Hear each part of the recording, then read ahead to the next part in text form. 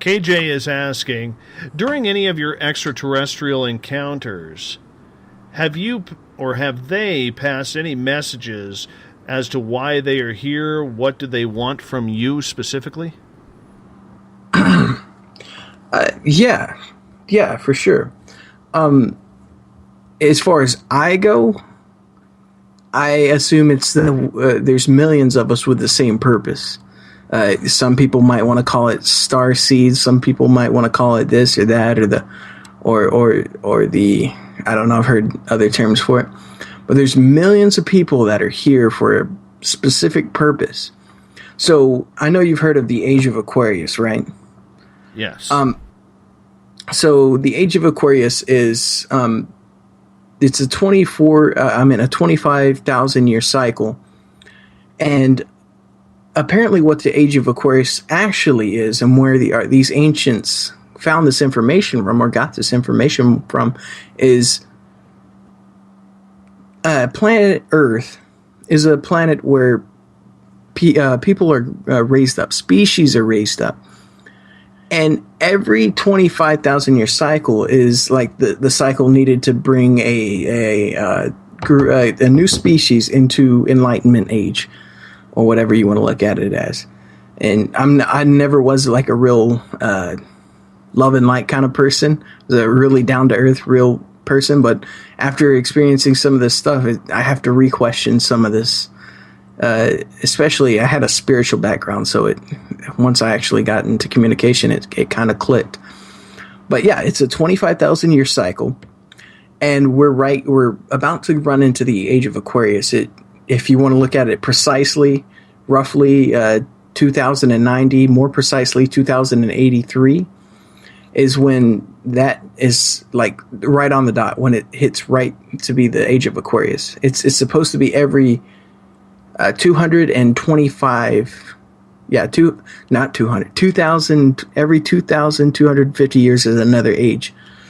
And the Age of Aquarius is when we're supposed to hit Enlightenment age. And this is when we are supposed to have we're supposed to reach our space age, like when we're among the stars. But before you get that process, you have to have disclosure, right? So people like me, people like Dave, people like Joe Montaldo, or the millions of us out there that feel like we have a purpose. We're here for a reason. I'm not trying to say this person's special or that person's special. In fact, everyone's here for a reason, one way or another. And most of us, our souls are not new by the sense. We're millions, if not eons of lifetimes that we've lived. And we're here for the select purpose of raising up a species and refining souls. That's another thing people don't mention. It's like, how can if the main purpose is raising up a species, how can such horrible things happen? And the way that I've looked at it, thanks to some of the guidance that I've been given, is it's a refining process. So if you look at a soul is a collection of lives that you collect over millions and millions of years.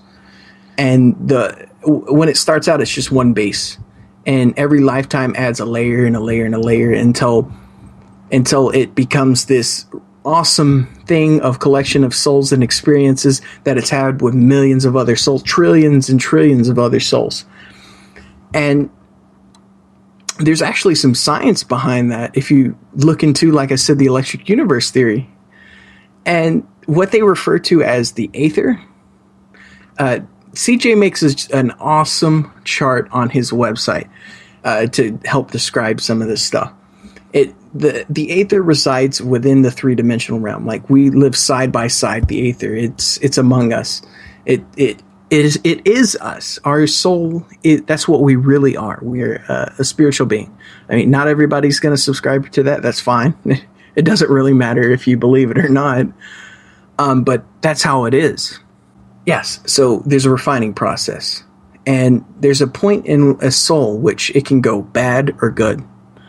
So if you live enough lifetimes doing morally good things, and no, I don't know what what defines good or bad. There's some kind of scale there that is being chosen by whatever is at the highest levels of multi dimensions and multiverses and that whole good stuff. Something to what you might refer as God, singularity, the one. However you want to look at it. There's a scale. So if you're living enough good lifetimes, you're tipping towards the more morally balanced, and you start living more fulfilling lives. If you keep having bad experiences, bad lifetimes, and just tragic events happening in your life or different things and bad things happen, your soul's going to tip to another point to where you have a moral barometer that flips, and what is bad you start seeing as good, and what is good you start seeing as bad. So this is a conflict that's going on in the universe. It's literally yin and yang, and good, bad. And there's always a balance. I know Star Wars refers to it as a balance in the Force. And these stories that we get from Spielberg and Lucas and the others, they're not there by chance. This is actually defining the things that are really happening in our universe.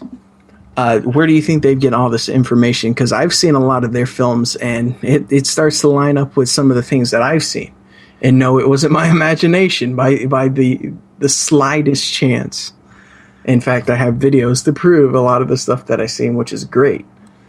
But yeah, there's a balance. So these planets that we're on, in the Orion system alone, and I don't know if it's just the Orion Nebula or the entire Milky Way galaxy, but there's at least 70,000 different locations where a similar situation is happening, and they're all on the same clock. They're all on they're all about to go into the age of Aquarius on that 25,000 year cycle that goes through all these ages. They're about to click over on the age of Aquarius.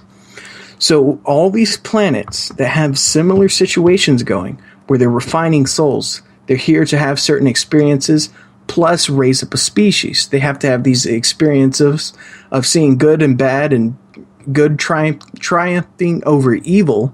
This is why throughout our history, there's always the rise and fall of empires, the takedown of dictators, and all these different things. And history repeats itself because this is the process of refining a soul and showing a soul that triumphing over evil is the path, and having these different victory stories can really help a soul along that process of refining towards a better moral guideline.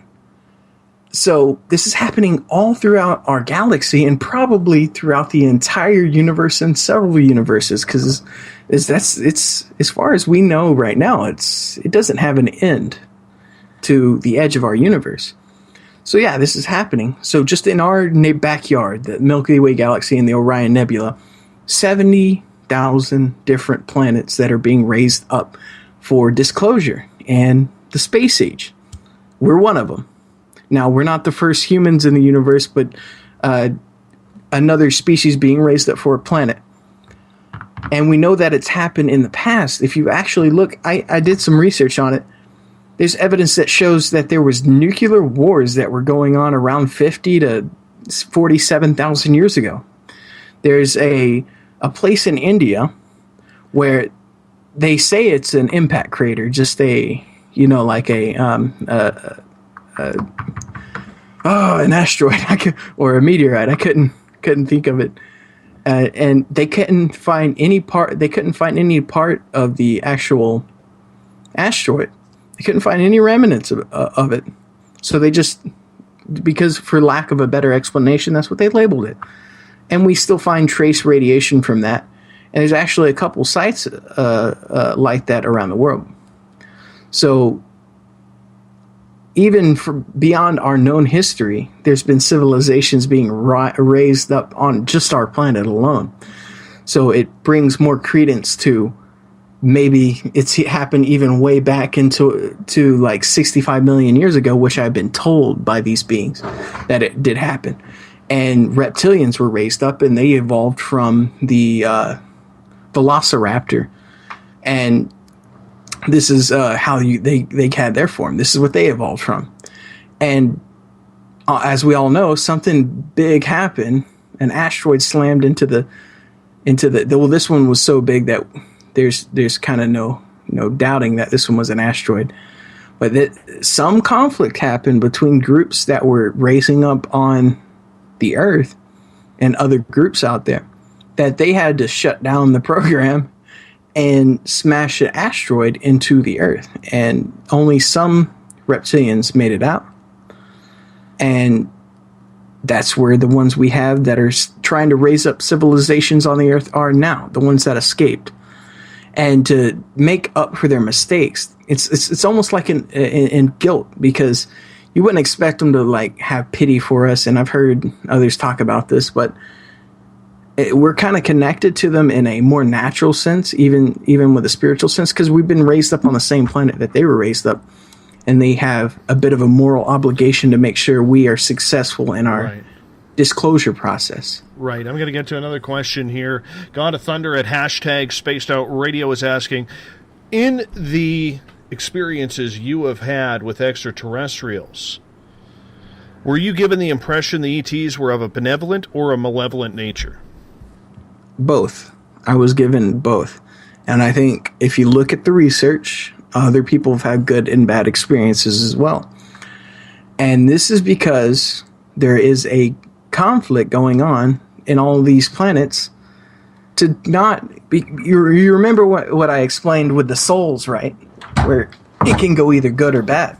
Yes. So even on the spiritual level, you can have conflict. It doesn't make sense just in the three-dimensional realm that, why are these groups fighting over just a simple planet, and why haven't they've managed to get into the stars? Have they not figured out their issues? Well, it's more complex than that, because there's a spiritual domain, there's an aether, there's multi-dimensions, there's so many different levels.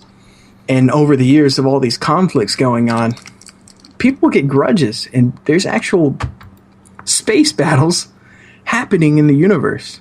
Now, obviously, I can't prove that, although I did have this one time where me and my brother were sitting outside on a porch, and I was looking up, and there was this flash of light that would come up, and it was high up in the altitude, and I saw it flash.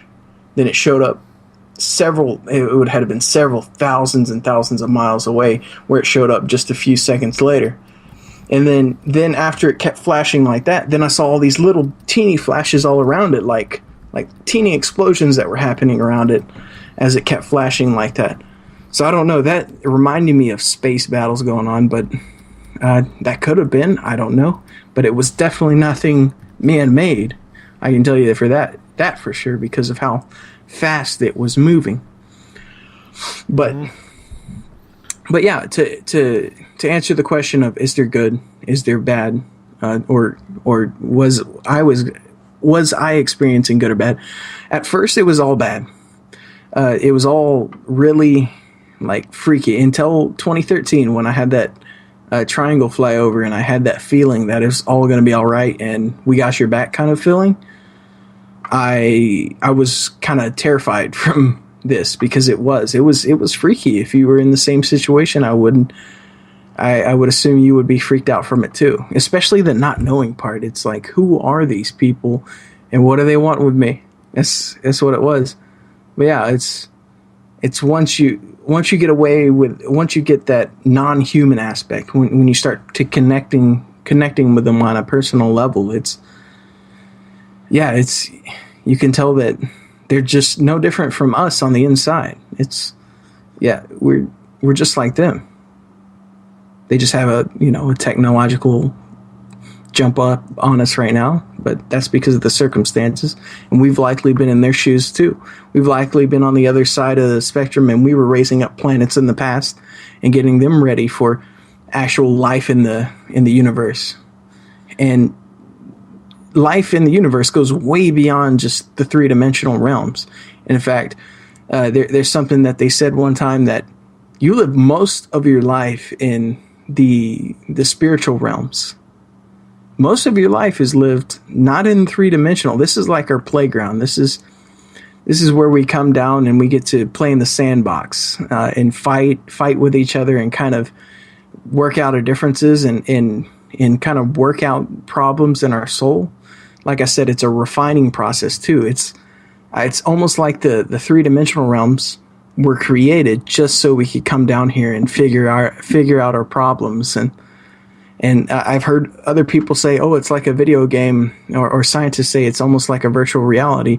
Well, though it's physical to us, in a way, that's almost true, because we live most of our life in the spiritual domains. There's multi-dimensions, higher dimensions, and the aether that I know about. And God knows what else I don't know about.